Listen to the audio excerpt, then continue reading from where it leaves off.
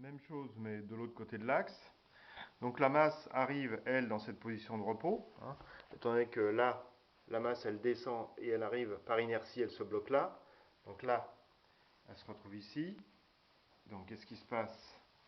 Elle bouge, elle bouge, elle bouge. Là, l'inertie fait que ça va descendre par l'intérieur parce qu'elle n'a pas d'autre choix relativement à sa position de départ et à la roue libre. Et elle va, donc la masse se retrouve plus proche de l'axe. Donc elle pèse moins pendant un instant. Et elle revient à sa position de départ. Toujours l'inertie accumulée. D'accord?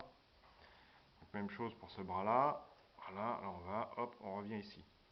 Donc même principe, pendant un instant, cette masse-là pèse moins lourd.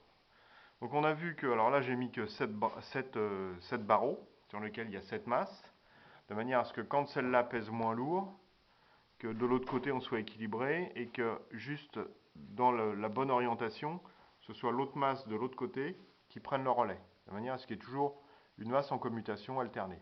Voilà. Donc ça c'est le concept de base qui est pas très compliqué, vous l'avez vu. Donc là la différence par rapport aux roues de Bessler standard, c'est qu'on part d'une position d'équilibre, on arrive à une position d'équilibre.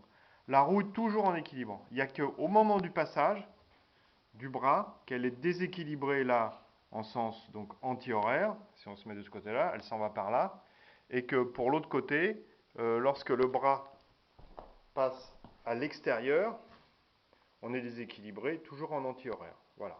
Donc ça, c'est le concept. On passe d'un équilibre à un autre équilibre, mais durant ce passage, on a une impulsion de gravité. Voilà.